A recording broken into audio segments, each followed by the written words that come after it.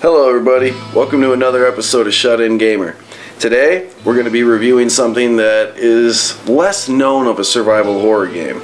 And I've never ever really considered myself a pretentious person, but when it comes to liking things that are macabre like horror movies and serial killer documentaries and survival horror games, which we're reviewing one today, I like something that I haven't played before because my whole entire life has always been, hey dude, you play Resident Evil? Yeah, it's really cool. Hey dude, you played Silent Hill? Yeah, it's really cool. Hey dude, you played Rule of Rose? What? So when I seek out these things, I usually share these things with other people. You know, if I find a horror movie that no one else has heard of, I want to tell people about it. I don't really like keeping it to myself. I hate fucking assholes that are like, well, I was watching that before you were. I played that before you did. I don't care if anybody else has reviewed this or done a let's play of this game. This is a game that I don't think anybody has actually done justice while reviewing it or even playing it, because this game is something fucking else. That's right. Today we're playing fucking Rule of Rose, one of the darkest, eeriest fucking survival horror games you're ever gonna play. Hope this is not Chris's blood.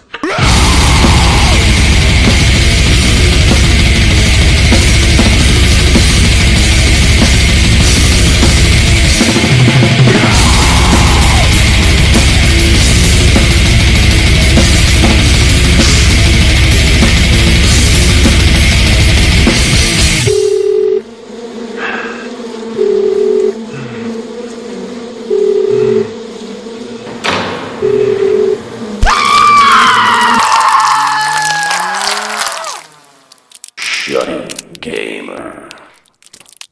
Most of my early days of survival horror gaming always consisted of, you know, 1 or 2 games coming out a year, and they were always really big titles released by companies like Konami, Capcom, and sometimes even Tecmo would throw their hands into the fucking ring.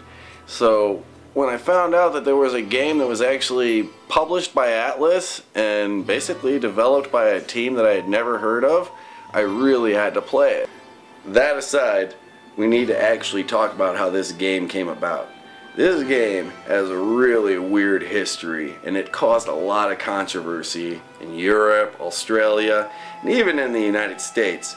We almost didn't even see a release of this in the North Americas, so let's take a look at how this game was developed. Rule of Rose was developed by Punchline Studios, a team of 25 developers headed by Yoshiro Kimura. Yoshiro would eventually go on to produce popular games such as Shadows of the Damned for the PS3 and the Xbox 360, and the No More Heroes series for the Nintendo Wii. But at the time of Rule of Rose's development, which was 2005, Yoshiro and Punchline were just getting their teeth wet. The only other game Punchline had developed before Rule of Rose was a little game called Tulip that was released on October 3rd of 2002. Tulip was basically a rom-com RPG and had nothing to do with anything that was survival horror, which was kind of ironic that the team would eventually go on to make one of my favorite survival horror games of all time. So when Punchline decided to jump into the ring with past successful survival horror games, they wanted to take a different approach. Instead of making a game that focused on battles with monsters and puzzle solving and cliched survival horror storylines, Punchline Studios and Yoshiro created a game that makes the player feel helpless, lonely, and eerily depressed. Punchline also created a story that is extremely unique and unforgettable. This is better than most AAA survival horror titles of today when it comes to storyline. The voice acting is incredible, and it left me thinking about the overall ending for weeks. Speaking of the story, that was a big reason why the game was never released in the United Kingdom or Australia. Had a lot to do with censorship. According to this fucking asshole, European politician Franco Frattini, the game was too violent and messed up to be released in the United Kingdom, and eventually 505 Games, aka PlayStation 2's European publisher, decided not to release the game. They wanted to avoid any further bullshit attention from the media. And Australia, I don't really have to explain that. They've always been known for their strict censorship with video games. Even though early talks of the game's release received negative public outcries from other countries, Atlas still announced its release at the E3 of 2006. It was released in the United States September 12th later that year and was greeted by mixed criticisms. Most critics had the same opinions, that the story and the plotline were unique and amazing, but the overall gameplay mechanics were just piss poor. Unfortunately, due to Rule of Rose's mediocre reception, it didn't sell well and there was a lack of demand for the game. So today, copies are really rare and expensive to find due to its limited release.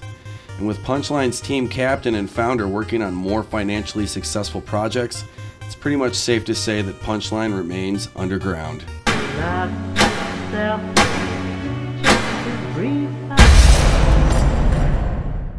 Now, with the controversy and the non-release of the game in Australia and Europe aside, we have to look at the fact that it was released in North America, and it was 2006. Survival horror games were at like a popular peak at this time. So why didn't people like Rule of Rose?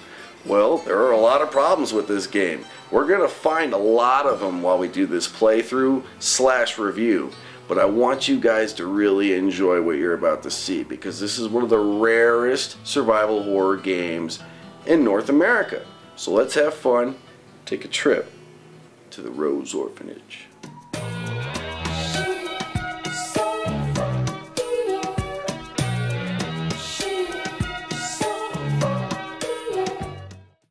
Appropriately enough, we've been introduced to this game with a cutscene, and you are going to see a lot of these. This is kind of like a mini movie, so enjoy it. This cutscene, we are started off with the moonlight and a bus ride to an unknown ride with our heroine inside. There is a godlike narrative basically explaining our past vaguely, saying that our parents have died and we're basically just this lonely girl named Jennifer. The only other passenger on this bus is a little boy who's reading the same story that the godlike narrative was reading, which makes you wonder, who is this little kid and why are you the only two passengers on the bus? As the little boy continues to read the story, you start to realize, as the player of the game, that your character is not in reality. Jennifer's actually in a dream within a dream, it seems like. This is the creepiest part of the game. You have no idea what is real and what's not. When the little boy asks you to read the storybook, you realize that this whole storybook is your story, and it's up to you to decide your fate. When the proverbial blue bus rolls up to the unknown stop, Jennifer really has no option but to get off, because the little boy runs off and she has to find out where he's going. He gave her this book, and it basically tells her that there's empty pages of her memories, and she has no idea what has happened in the past. She needs to find out what happened to her and what her fate actually was. Buses close, and that's it. You're stuck in the middle of nowhere, trying to figure out basically what to do. And what's the one thing that you know you have to do? You have to follow that little kid who handed you the book. When you're done taking your sweet ass time reading blank pages, you decide to walk down the path and follow that little boy. That leads you to the Rose Orphanage. You approach the gates and you realize that everything is just fucked up. There are little girls wearing paper sacks over their head, giving new meaning to the term paperback special. They're beating a gummy sack with something inside of it that appears to still be alive, which is sadistic. Screw that noise. Just go around the back and you'll eventually get into the orphanage. And you'll be able to get to the attic and find the little boy.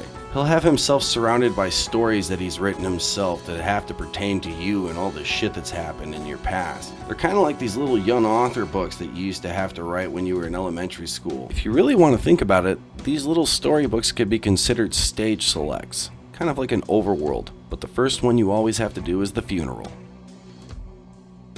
You run up to the shovel, and you're treated with a nice cutscene. This cutscene shows Jennifer basically digging the dirt up in order to try to find what's inside this casket, hoping that it's not her own skeleton and that this is just some weird Twilight Zone episode. As Jennifer continues to dig tediously, we realize that she's not alone. There are other girls there. So Jennifer digs and digs and digs, and eventually she finds something that's actually solid. As Jennifer brushes the dirt away from the casket, we realize she's definitely not alone. There are still little girls filling up vases with water for some reason.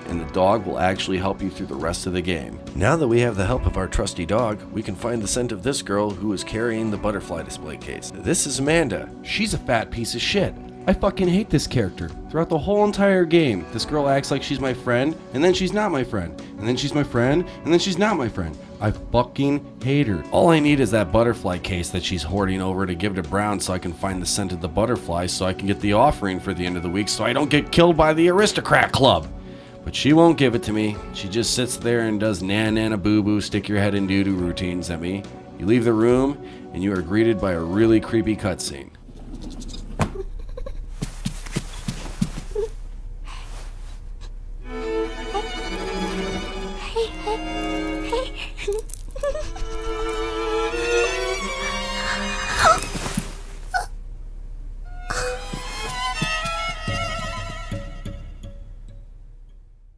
When that little creepy cutscene is finished, you'll be able to re-enter the room, and now you can grab the butterfly case. Give the butterfly case to Brown so he can find the scent of the first butterfly. After he finds the scent of the first butterfly, you'll be able to find the multiple butterflies. Follow these butterflies down the hallway. So just walk and follow, and they'll lead you to the worst part of this game. The combat! That's right, the combat in this game sucks. Don't try to fight anything. Just grab that blue butterfly and don't even look back, because these little imp creatures jump out of every door and respawn. No matter how many you kill, you could kill 20, 40, 100 of them, they're going to continue to come. Just run away, don't look back. And then you're in the next part of the game, which is more walking and walking and then opening doors. Get used to this. This is a lot of the game.